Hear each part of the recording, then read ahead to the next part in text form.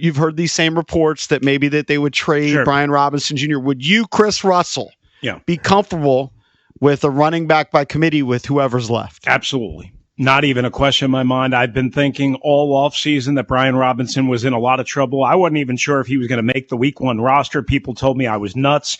I settled on he would ultimately make it based on experience, but that he would not be the starter by week 6. So this is not a surprise in any way, shape, or form to me. I don't think it is to many.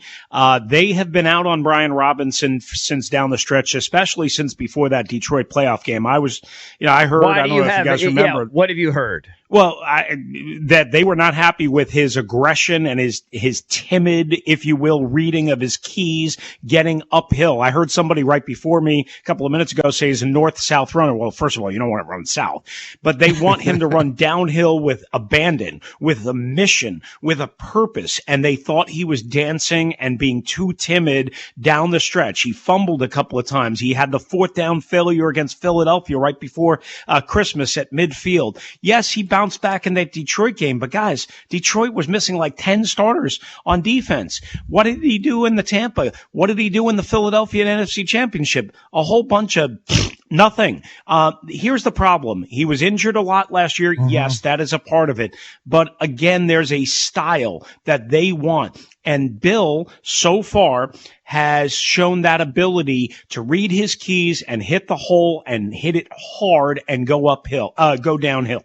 Rooster, I made a bet earlier in today's show that Bill Krosky-Merritt would lead the team in carries week 1 against the Giants. Is that a bad bet or a decent bet at this point?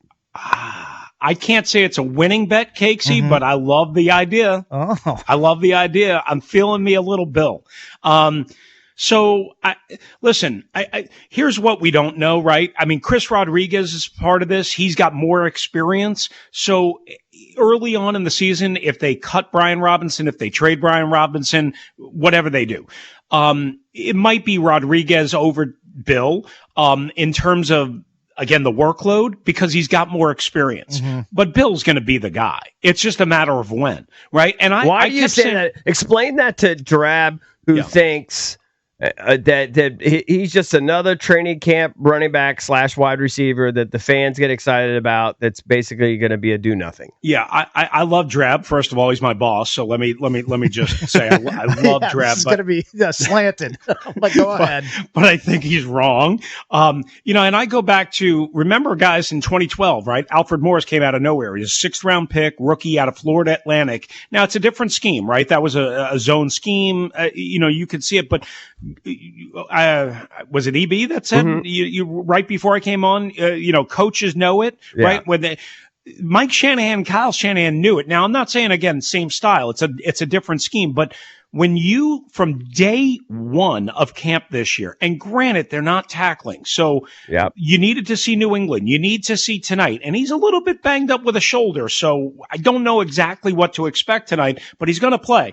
When you see him hit the hole with burst, when you see him hit the hole with decisiveness, with forward lean, this is some of the things I talked to him about on Friday. We played that on Friday as my car was getting stolen, which was awesome. Probably play it back again later on today. When you see him read the keys, hit the hole, and go forward with that forward lean and aggressiveness, it's a style thing. And Anthony Lynn's been around this for 30 plus years. He knows. He knows when a guy is doing it and when a guy is not doing it. And that's why everybody, not me, everybody is high on Bill. Is B-Rob going to be in street clothes on the sidelines tonight if he's, potentially going to be traded? What is his role tonight, if any?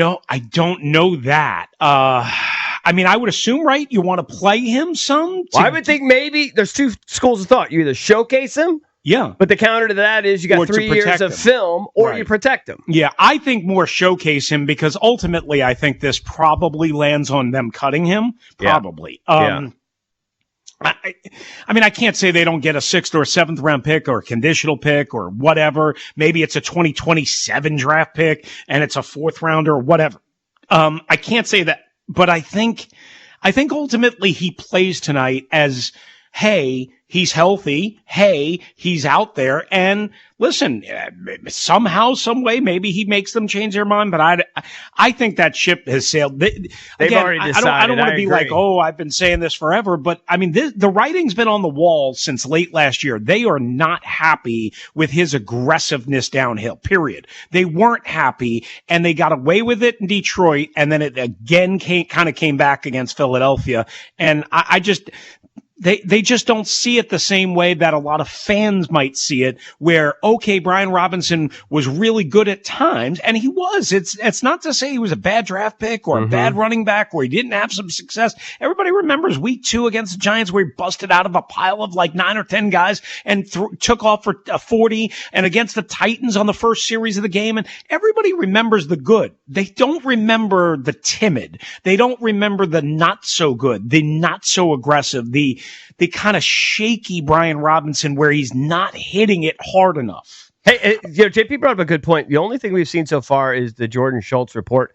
And you guys, I'm sure, will get over there and ask. But, I mean, I'm sure people behind the scenes have already asked, hey, is this true? Like, can we get confirmation that they are, in fact, shopping him? Probably won't be able to do that until after tonight's game, if Dan Quinn's even willing to admit that, which I would guess he's not going to. Certainly not getting it from Adam Peters, who is like basically like a bank security code. He doesn't talk about anything. So probably not until tonight, if you even get that. But listen, again, using 2 and 2 to get 4 here, this makes all the sense in the world. I'm not saying that I would be shocked if they don't get a trade for him, because that part is going to be hard.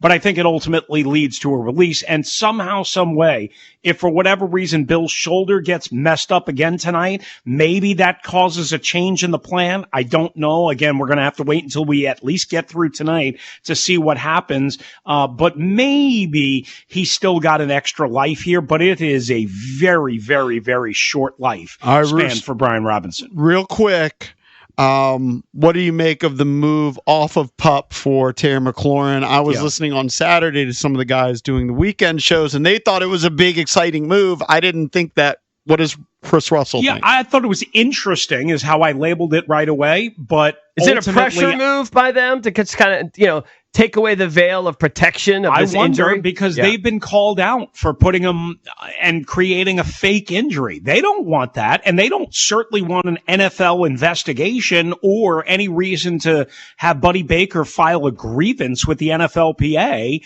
over something, right? Now, they've taken him off.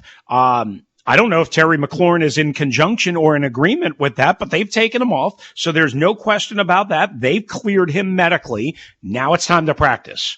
Now it's time to play. And if you want to go file your grievance, go file your grievance.